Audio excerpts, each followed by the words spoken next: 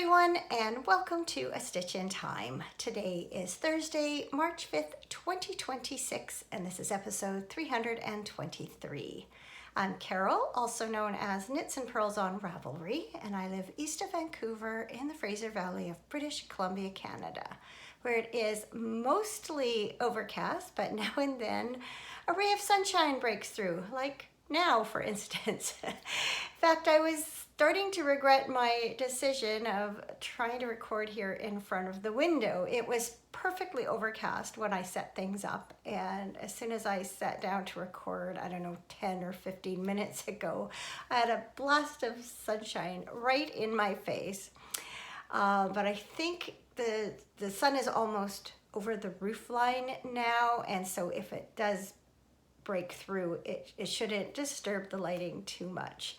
I don't want to complain about the sun. We had several really beautiful days, very spring-like, and then we've just come out of a couple of quite rainy days. Last night it poured really hard, so I don't want to discourage the sunshine. So, full disclosure, I have already recorded this episode once, and part of it even twice. I sat down on Tuesday and recorded the entire episode. Unfortunately, I was sitting over in my chair, and even though I had the room lights on and the ring light, the lighting was just terrible, and you really couldn't see a good representation of the yarn colors. But I was willing to live with that. However, what I really wasn't happy with was the segment where I talked about our recent trip to Quebec City and Ottawa. It was far too long, and I didn't want to subject you to that much long-winded detail about everything we did on our winter vacation. So I thought I would record that segment again yesterday. And I did, and it was still long, but I think it was better than the day before. However, once I'd recorded it, I just didn't feel like editing. Cameron had come home sick from work on Monday and with a stomach bug, and so he was home also Tuesday and yesterday. So after I recorded yesterday afternoon, I just went down and hung out with him, watched some home reno shows. So when I thought about editing that this morning, I thought, oh, everything already feels old, like old news, because I've already made some significant progress on a couple of projects that I showed you on Tuesday. So I thought, what the heck, I'm just going to sit down, start over fresh, and hopefully it will all work out.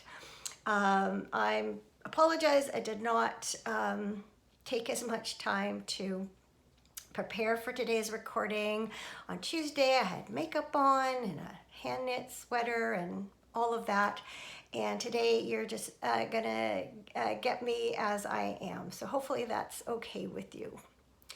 Regardless of how long I do talk about our trip, this is gonna be a long episode because I have a lot of things to show you. So maybe grab yourself something to drink and a project to work on, and let's sit down and chat about yarny goodness for the next hour or so. I have a finished project. I am calling these my impatient socks. And the reason for that is that I called this hand spun yarn my impatient yarn. So if you've been watching recently, you will know that a little while ago I became aware of a spinning technique called 3-ply 2 ways. And the idea behind that is you take a braid of spinning fiber, you split it in half lengthwise, and then you spin each half using a different 3-ply technique. And then you knit those two yarns together in stripes in a project, in this case, a pair of socks. So I believe this is something that Andrea Mowry had a make-along for, I think like a year ago or 2 years ago. So I was really excited to try this. However, it really works best when you have a braid of fiber that has very distinct color changes, which I did not have at the time, at least not in a sock yarn. And so I decided to do the best I could with what I had in stash. And overall, I'm really happy with the results, even though I would love to try it again with a braid with more distinct color changes. So the first method you use is you take 1/2 of the braid, you split it again into 3 vertical lengths, you spin them individually, and then you ply them together into a traditional 3-ply. The other method is you take the other half of the braid, you spin it end to end as it is, and then you chain ply it, and that preserves the color repeats. And so you get longer sections of each color as you knit up the braid. And then, like I say, you take them and you alternate stripes from each of the finished yarns into a stripy project. I was thinking I would love to just take the two different braid or two different skeins of finished yarn, and I think it would be fun to take one and knit it onto 1/2 of a muscle burrow hat, and then do the other half with the other yarn, and they would both have some striping, but different striping. And I just think it would be a cool thing. You fold up the brim and you'd kind of have the more marled stripes on the brim with the solid stripes on longer solid stripes on the crown, and vice versa. So I might try that one day. Anyway, let's talk about these socks. So you definitely can see stripes in some areas. They are more distinct than others. I had more yardage of the traditional 3-ply, the marled yarn, than I did of the chain ply. And so I used that for the toes and the heels. And then other than that, I striped the yarns, doing 6 rows each stripe. So I cast on 56 stitches on a 2.5 millimeter needle, because the yarn was closer to a sport weight than a fingering weight in most areas. There was some thick and thin going on. And then, as you can see, I did a 2x2 rib down the foot and up the leg there. And then I did a German short row heel when it came time for the heel. So let's bring these a little closer so that you can see. So for instance, up to here, this is the traditional 3-ply, and you can see the marling that's happening there. And then this is the chain ply, so it's more solid. And that continued up. Now, in some areas, like I said, it's more distinct than others. So you have a really distinct stripe here of the chain ply, but there's also, it went into a different color here, so you end up with a couple of stripes. In some areas, because of the nature of the yarn, even the chain plied areas had some marling, and then in some cases the marled areas were marling with very similar shades, and so it looks more solid than marled. But there, that gives you a really good look at the colors. And then I finished it off with Jenny's Surprisingly Stretchy Bind Off. And there's sock number 2.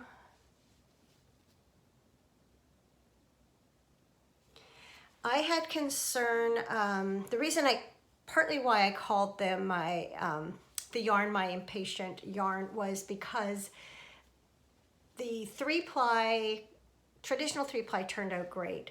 The chain ply, not so great, because there was still a lot of energy left in the singles when I chain plied it. Too much. I should have let the yarn rest before I did that. And so it was not the greatest chain ply yarn I've ever done. But it did turn out, to be usable. It doesn't, I mean, long term, I don't know how well it will wear, but I don't care. It's a pair of usable socks made out of some usable yarn, and I got to scratch that itch of trying the new technique. So I'm perfectly happy with how these turned out. And there you can see the comparison. They are, of course, fraternal rather than identical twins. So I took this project plus the next project on our trip, which is another pair of Handspun socks. So I just got to reach over here. So I spun another merino. The impatient socks were spun from some merino nylon yarn, or merino nylon fiber from Useful Creations, which is a local to me dyer. This was a chain plied sock yarn that I spun from some merino nylon from Little Barn Studio that I bought at Knit City, Vancouver in the fall. And the color was Beach Day, which is very, I'm getting blown out now, very apt. Actually, one viewer said it actually also had a feel of winter to it, with like the bare trees and the icy blues and the white of the snow, or the blue sky and the white of the snow, and that's very true. It's interesting how you can have such contrasts as far as weather and such goes. So yes, I did divide this braid into numerous vertical lengths, spun them end to end, and then I chain plied them to preserve the stripes. But they are little micro stripes is what happened, and it's exactly what I had planned. I wanted a really good distribution of the different colors, and I wanted them to be distinct from one another rather than all marled together. Again, because of how things work, sometimes you do have some colors that overlap a little bit in the plying, but in general, they are distinct from each other. So again, this time I used a 2.25 millimeter needle, but I did also do a toe-up sock just to ensure that I had enough yarn to make a matching pair. And so I did 56 stitch sock. I might have just said that. Also a German short row heel. So sock number 1, as you can see, is done. And when I showed this on a Tuesday, I had just finished the heel. But then while I was editing, I did some more knitting. So I also expect, as I edit this episode or this recording, I will probably get some more done. So these aren't too far away from being finished. And this was definitely a much better job of chain plying than my other attempt. So happy with those. All right, so I have a hat to show you, which doesn't happen very often because I don't make very many hats. But while I was in Ottawa, my sister Jacqueline and her husband Ed joined us there. I'll talk more about my trip in a bit, but we took the trip with our younger son Colin and his wife Bronwyn. And so I knew that Wabi Sabi was in Ottawa. And Jacqueline and Ed, sorry, I just said they joined us there from Toronto. They drove from Toronto. Anyway, I knew Wabi Sabi was in Ottawa because I had ordered something from them before, and I've looked at their website a number of times. And so I was really hoping we'd be able to fit in a trip to the yarn shop while we were there. And the day before we left, Jacqueline's husband kindly drove us there. He and my husband went off to do a couple errands, and so we had quite a while to look around the shop. One of the things that we saw was a shop sample for a hat called Blee's Hat by Impertinence. I believe that person might be a employee at the shop, but I don't know that for sure. Anyway, they had a shop sample of this hat made up in a new to me Malabrigo yarn called Washted. Oops. There we go. There we go. And doing a little research, I learned that this is the superwash version of Malabrigo worsted. So it is a single ply yarn, 100% merino, in a worsted weight. So as you can see, this is color 749 Selva Peruana. Not sure how to say that. I don't speak Spanish. Now I'm hoping that the color, I just dropped the ball of yarn, 1 second.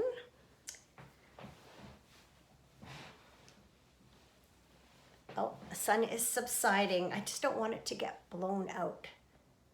It is a beautiful jewel-toned colorway.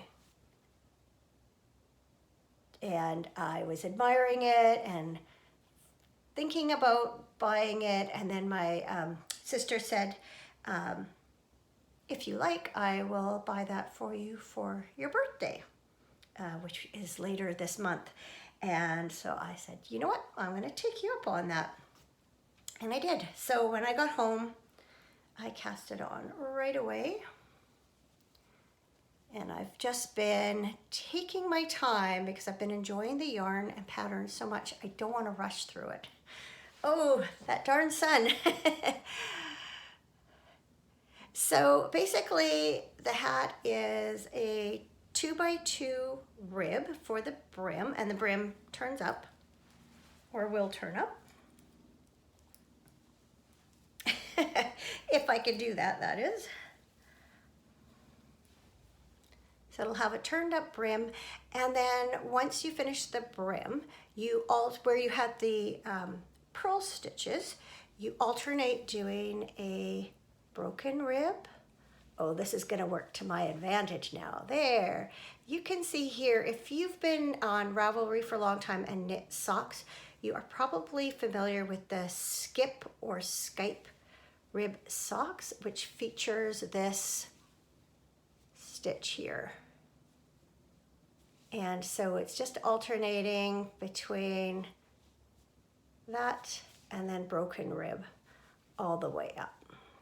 So I am not too far away from doing the crown decreases. I think I have about another inch to go. That's blowing out the color, but you can certainly see that it's a beautiful sort of green and teal background with all sorts of other little colors thrown in. I'm thinking about, I have a few yarns in my fingering weight stash that I think would complement this well, and I'm thinking about doing a matching cowl, so that something that would complement it without actually being matchy-matchy. That's probably a better look at it overall, but the yarn is quite dark, and then there you can see all the beautiful colors and the stitch definition. I thought this was a really great hat pattern. I can definitely see myself knitting it again and using Handspun. And a lighter color, and And a more semi-solid yarn would definitely show that stitch pattern off better too. All right, I'm gonna take a sip of tea here. So as I discussed at the beginning of the year, I am taking part in the Fiber Nymph Dye Works Keep It Simple year-long make-along.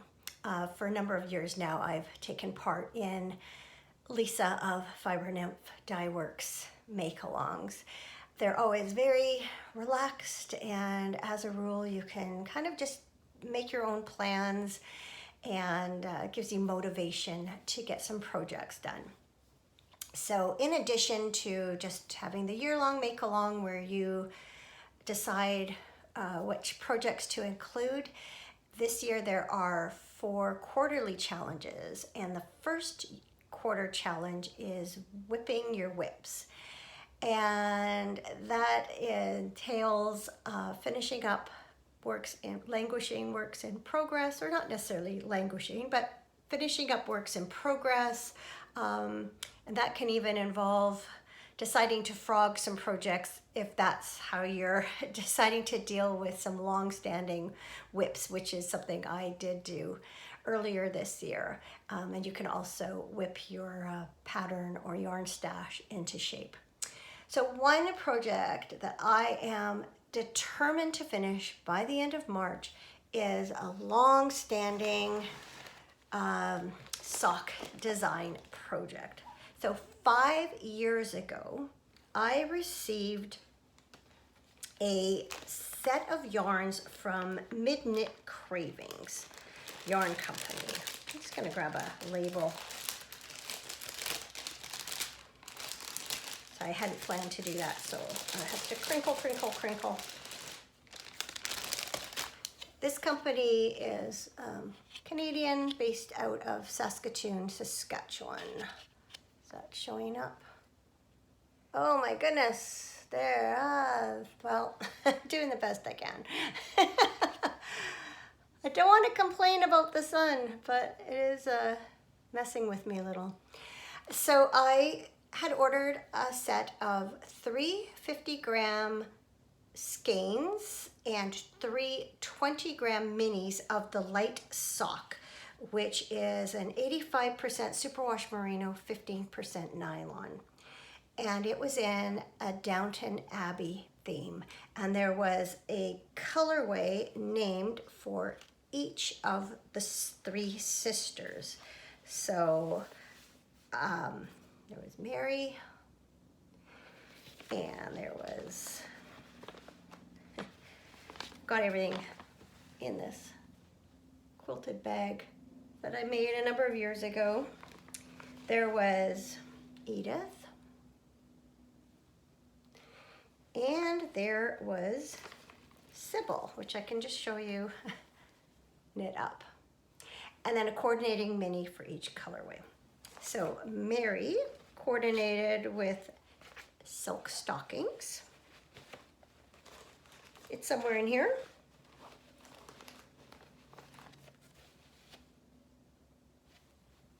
Edith coordinated with cloche. And Sybil coordinated with parasol. This blue. And so I decided that I was going to design a sock for each sister. And I went gung-ho. I got Mary's sock done up to the cuff. And because she was, because her coordinating colorway was silk stockings, I thought a lace pattern would be a cool idea to resemble lace stockings.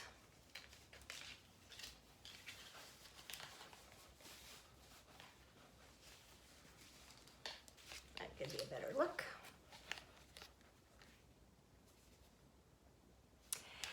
And then I got Edith's first sock done up to the same point, and her matching mini was cloche, and I couldn't really think of how I could, you know, interpret that in a stitch pattern. So I decided instead, I came across a lace pattern called Tire Tracks, and because in one of the seasons Edith learns to drive and that kind of asserts her independence, I thought that that would be a good, maybe that's a better look. The sun is blowing it out a little bit. Anyway, I thought that would be a good representation for Edith. And then for Sybil, I found a parasol, pardon me, lace pattern.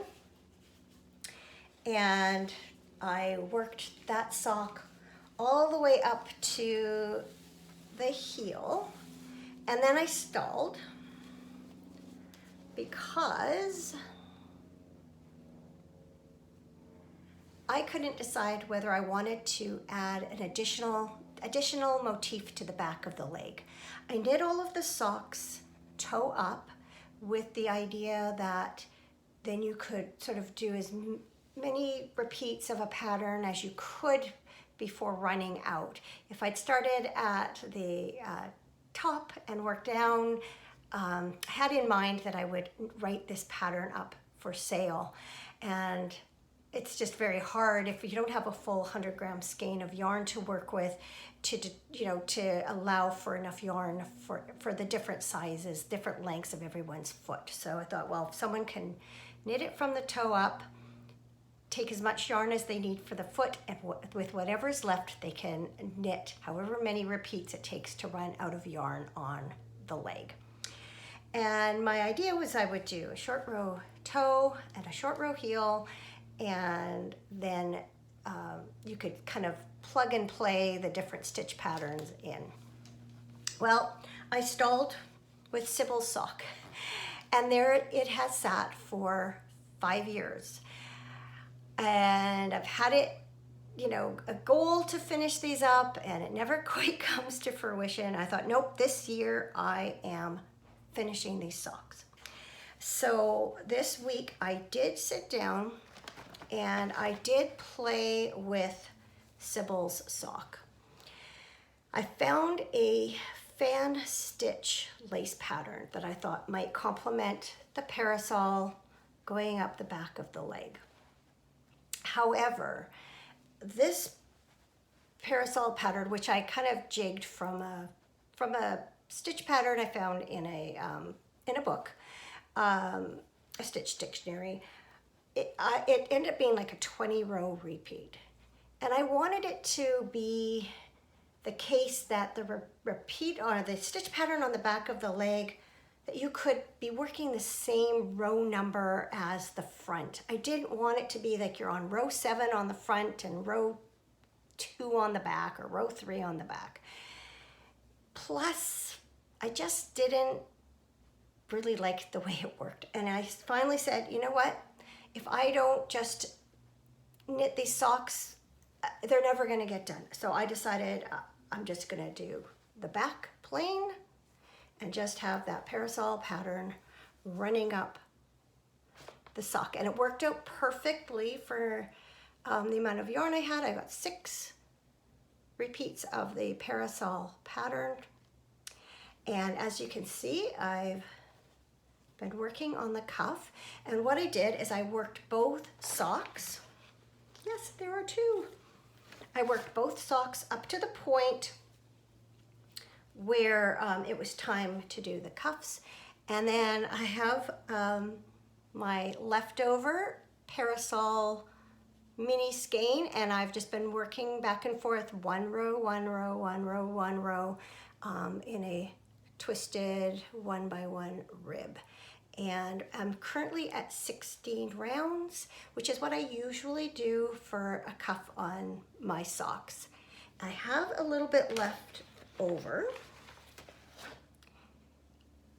I probably could do 1 more round and a bind off, but I'm actually going to wait, see how far the yarn goes on the other socks, because I think some had 20 grams, I think one had 19 grams. Like they weren't 100% the same weight. And so if I do end up knitting this, writing this up as a pattern, which I'm leaning towards that because I know some of you are waiting for it and have been waiting for a long time. I want to be able to say knit 16 rounds of rib, bind off, and I'll know that you'll have enough yarn to do that for all of them. So anyway, I am so thrilled to be that close to finishing Sybil. I think the next one I pick up is going to be Lady Edith. And as you can see, this pattern runs up one side of the sock, and so the second sock, it will be on the opposite side so that they will be a mirrored pair. And then I'll finish up with Lady Mary. So this is a priority. I am vowing that by the end of March, these socks will be done. Will the pattern be written up? Not necessarily, but I am so excited to have this out of my whip basket because they've been on the go far too long. Now, I do not know if Midnight Cravings even dyes this yarn anymore, these colorways. It's, as I said, been 5 years, and it was sort of when Downton Abbey was still a very popular program. I know they've come out with several movies since the series ended, but I feel like I'm kind of at the tail end of the Downton Abbey craze, so it's kind of a strange time to even release a Downton Abbey related pattern. We'll see, but I am excited to be that close, that close. Another project that I am focusing on, might be ambitious to have it done by the end of March, but I'm really going to work at it, is my Summer Bell Pull by Stony Creek. It was in the April 2007 Stony Creek magazine. And this is part of a series. If you've been watching for a while, you will know that I have finished the Autumn Bell Pull, and I have the materials to make the winter and spring one. So my goal is to finish this at the very least in time to hang up for summer. I have 2 more. I just last night finished, here, let me see if that. Last night I finished the second M, and so I just have 2 more to go, the E and the R. So I'm gonna bring this in, cover up my face, and you can get a good look at it. Got to make sure you can see.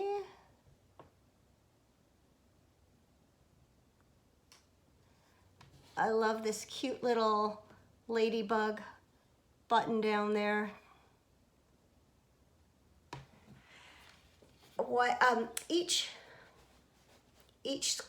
square has some lettering, like a little saying or a little verse. I'm rewriting it from what was the original, and so once I figure out what I'm going to say, I will do the lettering in each of the blocks. But for now, I'm just concentrating on the embroidery and the cross stitch and loving it. So I'm really excited to get to start a new square now. It's like starting a whole new project in some ways. And I did go ahead some time ago and have already cross stitched the E and the R, so I can just pick it up and start working on the flowers and the bees and whatever else happens to be in there. You can see from the one above there's a hummingbird too. I think the first one maybe also has a hummingbird in it.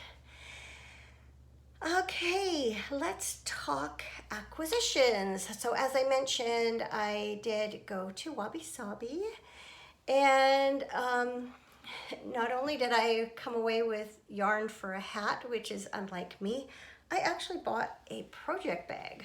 Now I sew project bags for fun, so I don't generally buy them, but I just couldn't resist this one. It's just really pretty. There's some pockets in there. I just loved the shape. I loved this shade of green. I loved everything about it. It's a drawstring with this nice heavy cord. It's made by Doorstopper Designs, which is not a company that I'm familiar with. And it is a shawl-sized bag, which is a size I don't have a lot of. I have mostly kind of sock or hat sized, and then some larger bags. So happy to add that to my bag collection. And then I think, as I already mentioned, Wabi Sabi has their own line of hand-dyed fiber. And I'd looked at it online a number of times, but it was really cool to be able to see it in person. So I came away with 4 different bumps, and they just measure it out for you. So it comes in, I don't know, just trying to find the end here. There we go. It comes like that. It's all in a big roll, and then they measure it off for you. So I got 100 grams of these 2. This one is called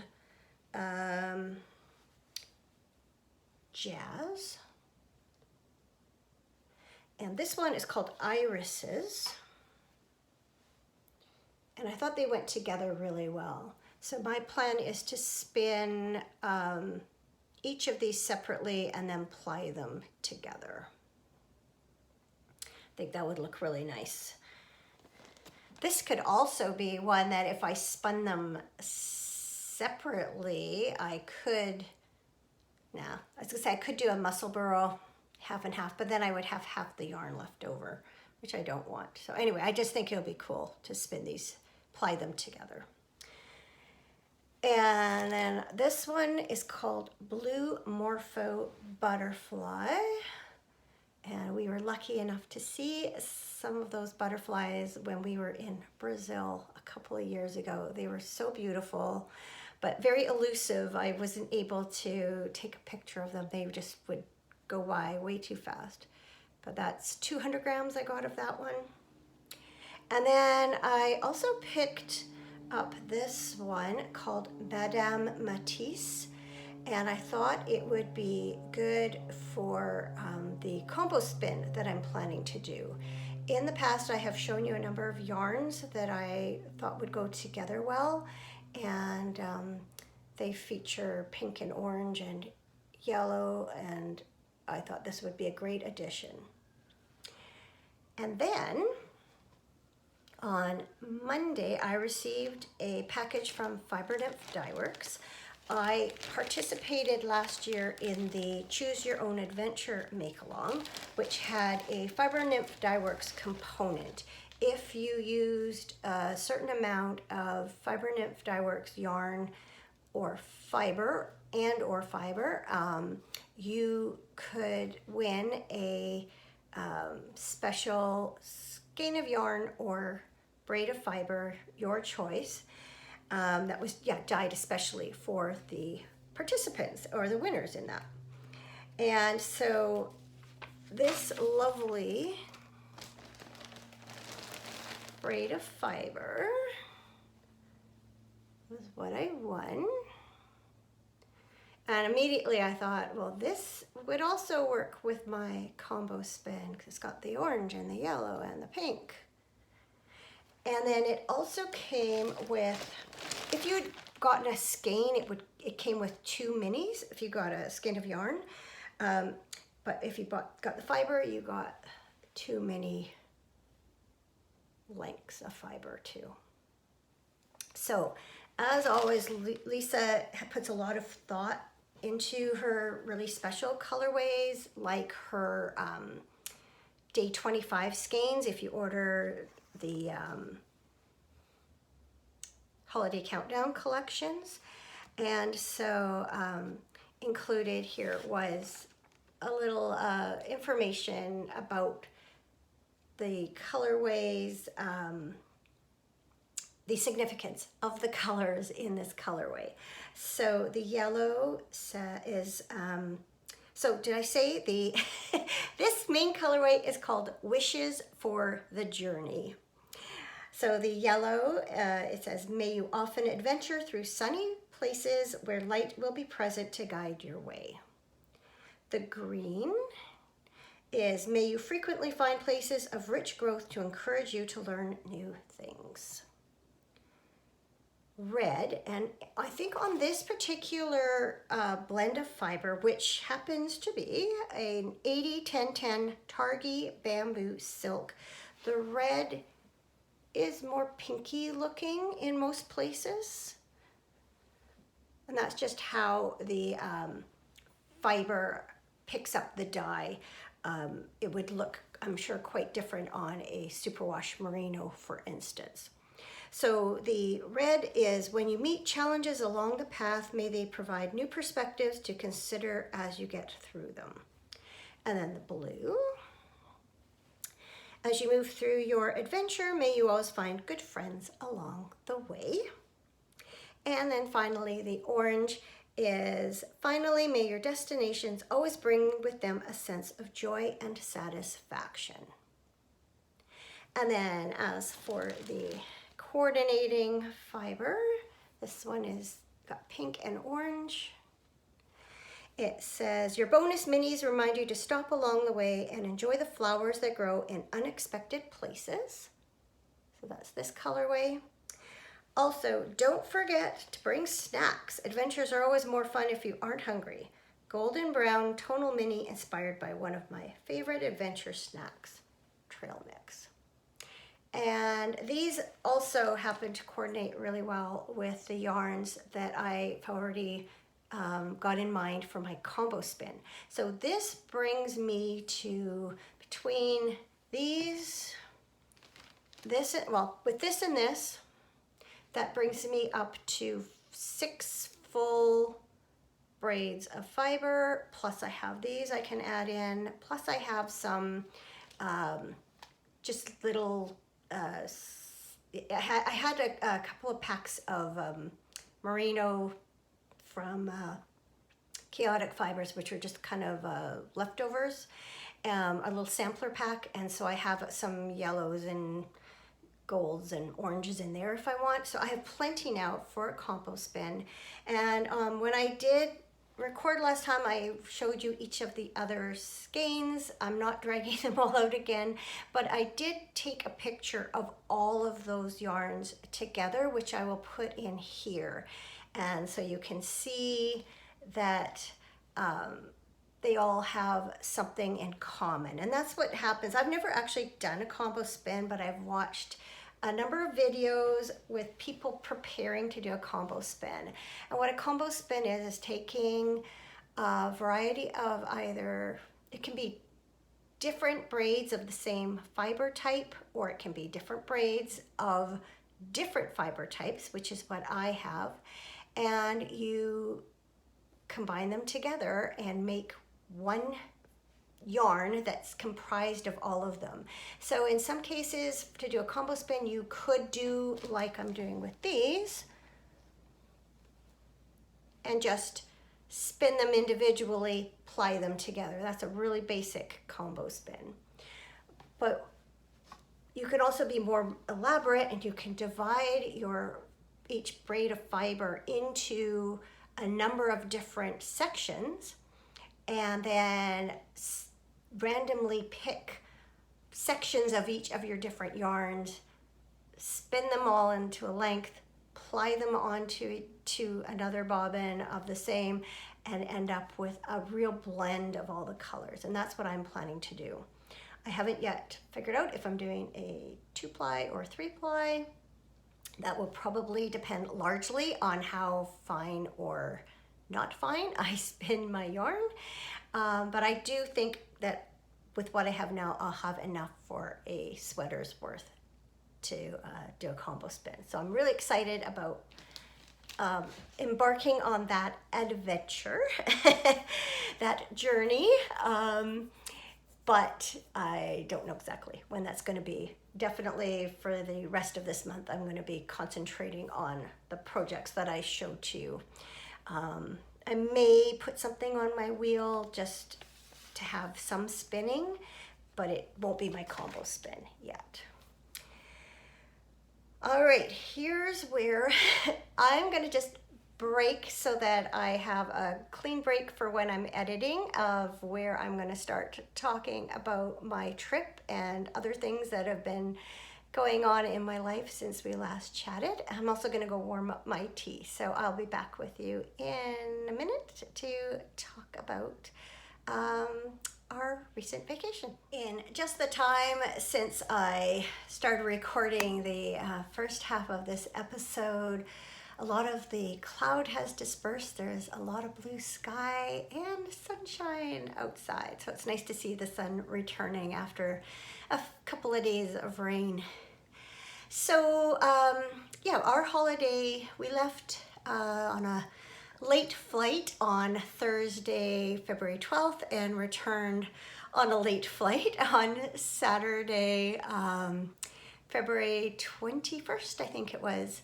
Yeah, 21st. It was the wee hours of the 22nd by the time we got home. It was a fantastic trip. So as I mentioned, we went with our younger son, Colin, and his wife, Bronwyn. We spent 5 nights in Quebec City and then 3 nights in Ottawa. So Bronwyn's 2 brothers live in Ottawa, and her younger brother, Simon, and his fiancée, Sandra, came and stayed with us for, I think, 3 nights in Quebec. They took the train both ways, and then we saw them again in Ottawa one evening. And then on the final day, Colin and Bronwyn spent the day with Bronwyn's older brother and his family, along with Simon and Sandra. So unfortunately, we didn't get to meet her older brother. And then when we were in Ottawa, my sister Jacqueline and her husband Ed drove up from Toronto and ended up staying 2 nights with us.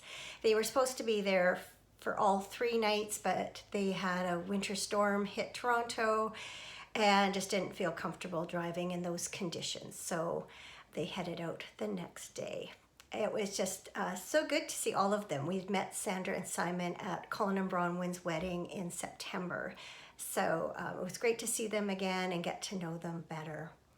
So in both places, we rented a 3-bedroom Airbnb, which worked out great. We ate some meals out, usually lunch, but ate a lot of our breakfasts and dinners in. So that helped cut down on the costs. And it just made it a little more homey than when you're staying in a hotel all the time. So our days kind of fell into a rhythm of kind of getting up, relatively late, having lazy mornings, having breakfast. We watched some Olympics. Simon used to be a competitive speed skater, so he knows quite a lot about speed skating, and also was familiar with some of the coaches and athletes that we saw. And now he currently works for Skate Canada, which looks after the figure skating side of things. And so again, it was great to get some insight into that sport. And so once we'd kind of all woken up and were ready to head out, we would go and do some sightseeing, go find a place to have a late lunch, and then kind of wander back to the Airbnb most days for dinner. And we kind of did the same thing in Ottawa too. And it was just the perfect blend of relaxing holiday, but also getting to see some sights. So I had been to Quebec City back in 1981 as part of a student exchange. Our French class went to a place that's just outside of Quebec City for a week around Easter time, and then the same students came about a month later to where I grew up and where I was going to school and stayed with us a week there. And I have wanted to go back ever since. My family background is French Canadian. 3 out of 4 of my grandparents grew up speaking French. My one grandfather moved to BC when he was, I think, about 10 years old. And then he married my grandma, whose parents were English. And so my dad didn't grow up speaking French, and therefore neither did I. And on my mom's side, her parents were in a French-speaking area of Manitoba and moved to BC when my mom was, I think, about 5 years old. And again, didn't need to speak French in BC. And although my mom grew up understanding a lot of French, she didn't really speak it herself. And it's lost. It's such a shame that your language is lost in like one generation. So all the French I know is what I've learned in school and university. But it was fun to have an opportunity to be surrounded by French all the time, hearing it spoken, seeing it on signs and the menu. And both Bronwyn and Simon went full-time to French school, and so they're both bilingual and really helped navigate us around. I probably could have, a lot of people speak English, and between, you know, my French and their English, that may not be their first language, I'm sure we could have managed, but it was fun to have, it was great to have a translator, especially for things that are a little bit, you know, more involved. So we spent most of our time down in Old Quebec, Vieux Quebec, which is where the city was founded, right along the St. Lawrence River. Up above on the cliff is the newer city, and the Citadel, which is a fort that was built to defend it from the British. Ironically, by the time the Citadel was finished, the British were in control of Quebec anyway, and so now it's used for like a modern military purposes, but the irony. Anyway, lots of things were as I'd remembered. Mostly it was the location of things that I didn't quite have down. But it was fabulous just wandering the streets of Old Quebec, recognizing some landmarks, and just taking in all the shops and the atmosphere. We got there just before in time for the last couple of days of the winter carnival. And so it was more festive than usual. Bonhomme de la Carnival is the mascot, so they had pictures of him various places, and also like a statue you could stand and take your picture with. And then we had arrived on Friday afternoon, so Saturday night they had a night parade, which we had been down in Quebec City all afternoon, and we stayed for the parade, but it was so cold. It was really cold. It's a good thing we had all our winter jackets, our winter coats, and boots, and winter woolies, because we sure needed them. But it was really fun. And then the last float was the float that the Bonhomme was on, so we got to see him in person. I guess he kind of wanders around or has designated places where he'll be during the day if you want to see him for real and take pictures, but we didn't take advantage of that. We just saw him on the float, which was cool. There was a pass you could purchase to do some of the activities, like go through the ice castle. We didn't do that. We just wandered around the city and just enjoyed the sights. The day that Simon and Sandra left to go home, the Colin and Bronwyn and us took the ferry across to Levis and enjoyed the afternoon over there. There was a big staircase you could climb and kind of look out over the park there and the river, and you could see Quebec from across the river. And we found a nice brewery there and went and had lunch. And by the time we headed back to the city, it was getting dark, so we could see it, all the lights lit up. And right on the top of the cliff overlooking Via Quebec is a hotel called the Chateau Frontenac. And it's one of a number of hotels that were built by the railway to encourage tourism in Canada back in like the late 1800s, early 1900s. And so some of the larger cities across Canada still have these buildings standing. And there's one at Banff and Lake Louise also. Maybe Jasper. That's all in the Rocky Mountains. Anyway, it's a beautiful building. And then right outside of it, it's situated on the Dufferin Terrace, which is a wide, I was gonna say boardwalk. It might even be board, but I can't remember. Anyway, it overlooks the river and Old Quebec. And you have to get down to Old Quebec, you can either take a funicular or a staircase. Obviously, if you need to get back up again, you can take those in reverse. So we did take the funicular up one afternoon just for fun, because that's something I had done when I was there before, but mostly we just used the staircase. And then adjacent to the Chateau Frontenac was a toboggan run. And I believe they had some signage and old photos along the fencing that separated it from the terrace. I think it was established, again, late 1800s or early 1900s, and it's been going there ever since. So Colin really wanted to take a toboggan ride.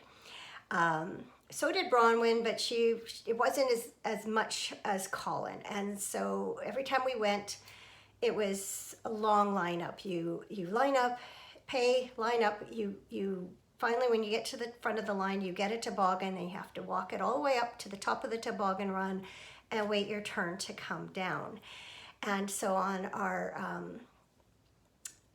last day that we were there, we had gone for lunch, and Colin left lunch just a little bit earlier while we were paying and getting ready to go, and he went up and stood in line. So by the time we got back up there, he was pretty close to the front of the line, so Bronwyn decided to go too. So we waited there on the terrace for them so we could see them come down. So I do have some video from that. I decided I might sprinkle in a few pictures here and there, but mostly I will put a photo and video montage at the end of this episode in case you're not interested in hearing and seeing all those details. What was I gonna say? Oh, in some cases I actually was narrating as I was taking the video because I had it in mind that I would share it with you. And if it's not self-explanatory, I'll put a little note down here as usual.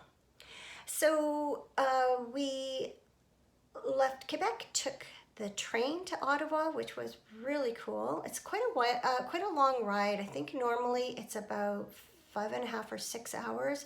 It took us longer because we had to pull over a number of times to let other trains go by, usually freight trains, and that delayed us quite a bit. I think we were, almost an hour and a half late getting into Ottawa, but we got an Uber to our B&B, got settled in right away, and went out looking for something to drink and something to eat. So we ended up picking up some beer at a store and then hitting just a small Mexican restaurant, and it was just perfect way to end that evening. The train travel was awesome. I loved it. I loved seeing the countryside as opposed to the city all the time.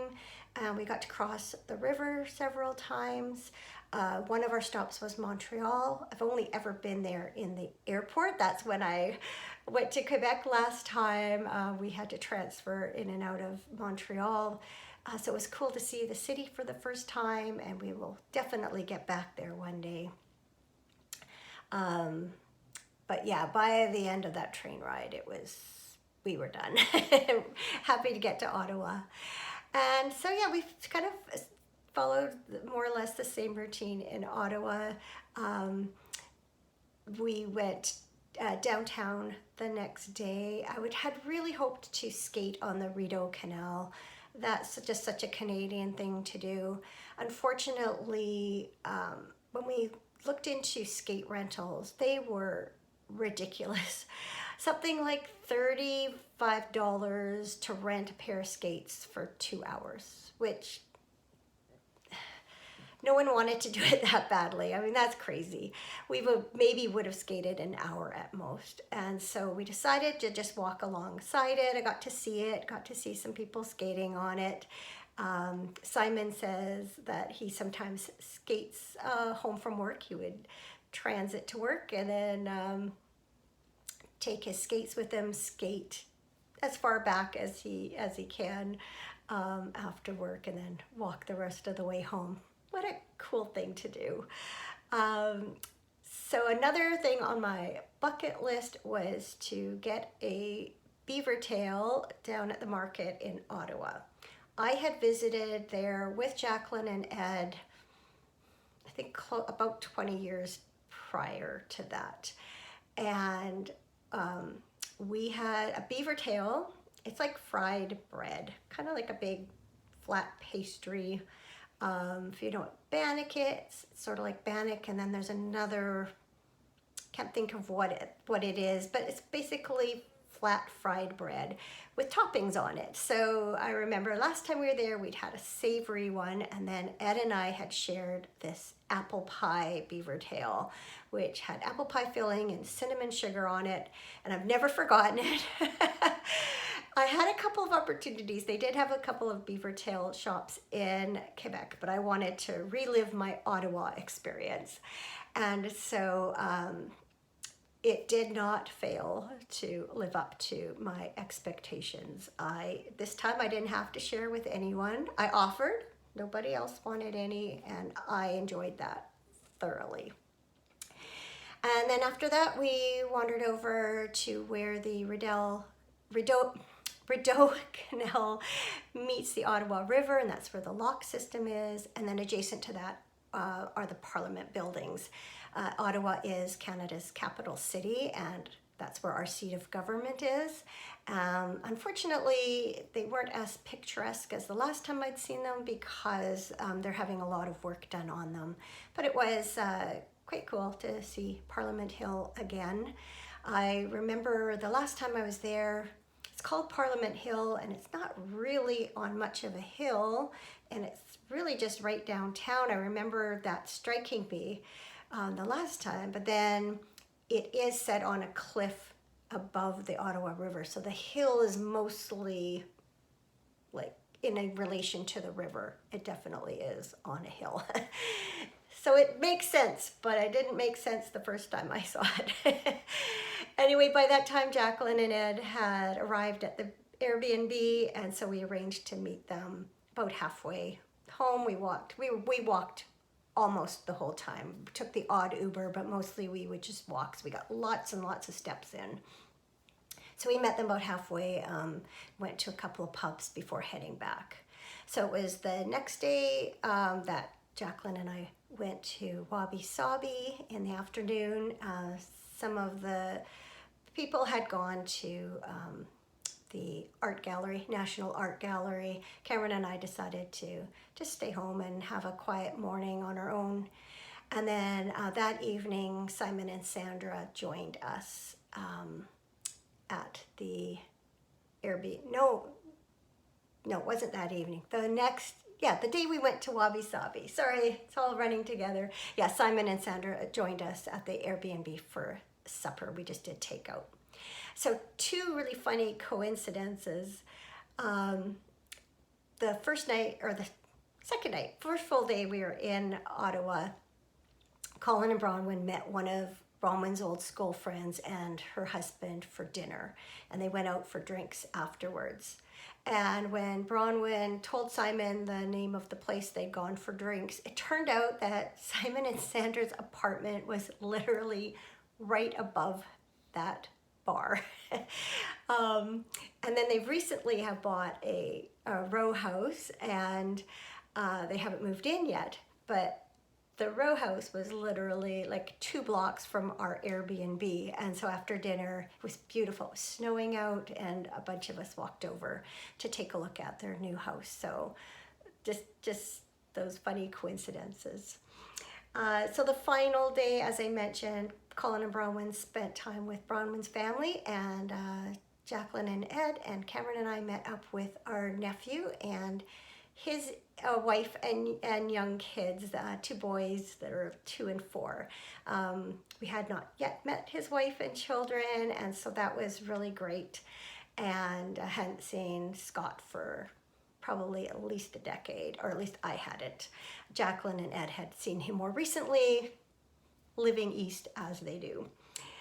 So after that, Jacqueline and Ed and us had lunch, and then they dropped us at the airport. It was quite a few hours before our flight, but we really didn't have anywhere else we really wanted to go, and really didn't want to be dragging our suitcases through the snow. And so we just settled in at the airport, waited for Bronwyn and Colin to join us, and then, yeah, an eventful flight home. The trip was over, but it lived up to my expectations in every way. And one day I'd love to go back again to both cities, but especially Quebec. So this past weekend we had a lot of family time. It was Cameron's 65th birthday on last Friday. And so we had planned to go out for dinner that evening, the 2 of us, and then to have a family dinner the following day. So we had invited his brother and his wife from Victoria, knowing they probably wouldn't be able to make it. They have a cat that needs a lot of care, and they don't like asking people to have to look after the cat. And so we weren't surprised when his brother declined the invitation. But I got a call from him. Well, Cameron was at work one day, and he said, actually, I'm going to come. And his wife could look after the cat. And then, so I knew all that was happening. Made a reservation for 3 for dinner Friday night, and then a few days before Cameron's birthday I got another call to say actually his wife was coming too. My sister-in-law was also coming. Their friends who have looked after their cat in the past got wind of it and said, no, you need to be there, don't worry, we'll watch the cat. So we didn't tell Cameron that they were coming, and so he was very surprised when he arrived home on Friday after work, and they were hiding out in the living room. So that just set off a really lovely weekend. We had a nice dinner Friday night, and then a very nice family dinner on Saturday. And then once my brother-in-law and sister-in-law went home, we just had a nice quiet Sunday. However, unfortunately, I heard from Cameron mid-morning from work to say that he wasn't feeling well, and as soon as a couple people got back from their break, he was going to head home, and he was not well at all. Spent the rest of that day and all night in bed, just wiped and upset stomach and everything that goes along with the stomach flu. And so he did end up staying home Tuesday and yesterday also. But he's hungry and trying to prevent him from not overdoing it and pick the right kinds of foods. He just doesn't really, I don't know, is it, yeah, I was gonna make rather a sexist statement and ask if all men are like that, but he just doesn't really sort of know what he should or shouldn't eat. If he doesn't, I caution him against eating certain things so that he wouldn't, get things going again. But, and then it turned out, we weren't sure at first, is it food poisoning? Was it a flu? Then we found out that our daughter-in-law, Stephanie, within hours, just a few hours before Cameron got sick, she did also, and was also down for the count for a couple of days. So it obviously was some kind of bug, because everyone else was fine. So kind of a sad way for him to end his birthday celebrations, but glad to see he's feeling better now. All right, have I talked long enough? That just leaves me with something good. And one day when our last day actually, as we walked from our Airbnb to Quebec, Old Quebec, we walked along the Plains of Abraham, which is a big sort of flattish area adjacent to the Citadel. And it goes right along the cliff and right along the river. And it's all snow covered. It was quieter than walking the city streets like we had done before. In fact, they had 3 different paths, one for pedestrians, one for cross-country skiers, like a path that's carved out. It's the kind of cross-country skiing where your skis are moving like this along a trail, I guess, that's cut into, or it's like there's a word for it, like a track that's cut into the snow. There's like 2 rectangular grooves that just are there, and that's for you insert your skis in there and you ski like that. And then another ski path for, I guess it's still cross-country skiing, but more freestyle. Don't know if that's the right expression. I'm not a skier, but so it was kind of neat. We're walking along our path and then you'd get passed by somebody on skis. Very cool. So this area had quite a number of trees along it. It was really pretty. And as we're walking along, I heard a bird call that I didn't recognize. And so I have a bird app on my phone that you can have it listen to the bird call and it will identify the bird. And it turned out to be a cardinal. We don't have cardinals here in the West, and I've always wanted to see a cardinal. I can't say definitively that I did see a cardinal because I saw a bird fly, but I could not see for sure if it was a cardinal. I think it was, but it certainly wasn't bright red, in which case if it was a cardinal, it was probably the female, who's kind of a buff, tanny color. So I was thrilled at least to hear one. So that is my something good. My something bad is that when Colin and Bronwyn were at the top of the toboggan run, there was a cardinal sitting in a tree, a nice bright red male. So I never did see one, but at least I got to hear one. And lucky for them. I'm happy for them. Although they probably didn't really care. The same way I would have. Before I go, I just want to mention that I will be attending Fibers West on Friday, March 20th with my daughter-in-law, Stephanie. Fibers West is an annual yarn and fiber show, leaning more heavily towards the fiber end of things. And I haven't been for ages. I was supposed to go a couple of years ago and I ended up getting sick. And then last year it was our moving weekend, so it wasn't even a consideration. So I am definitely looking forward to attending and seeing things through the eyes of a spinner instead of just a knitter. And I'm sure that I will find some lovely things to bring home with me. If you happen to be there and recognize me, please come and say hello. I would love to meet you. Okay, I will probably be recording again in a couple of weeks, possibly even before Fibers West. By then, I do hope to have hooked up my single lady socks with some mates and also hopefully we'll have maybe even completed another square on the bell pull. That would be awesome. So thank you so much for watching.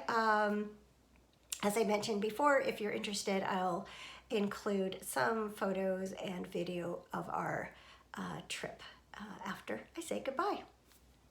Goodbye.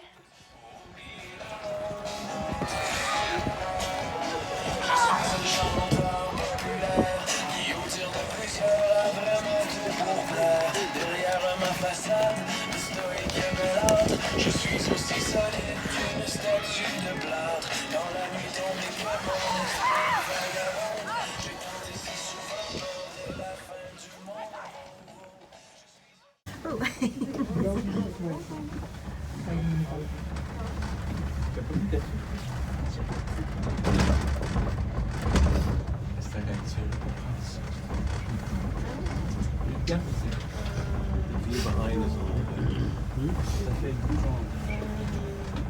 Oh, it's kind of past the other one.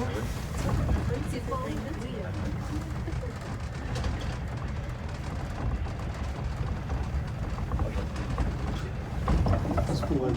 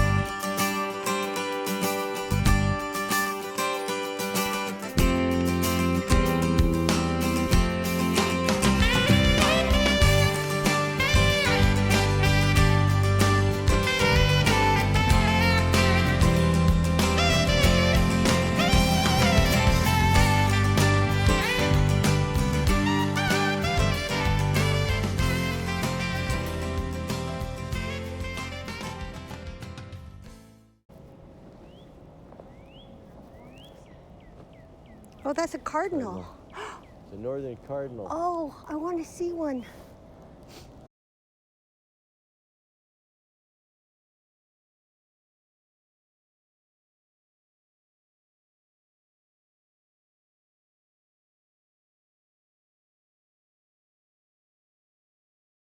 Up in the here on the Dufferin Terrace in Quebec City, there's the Chateau Frontenac. And this is the lineup for the toboggan run. Colin and Bronwyn have just gotten their sled. They're taking it to the top of that hill and they'll come sledding down. Behind me is the St. Lawrence River. As you can see, it is quite icy.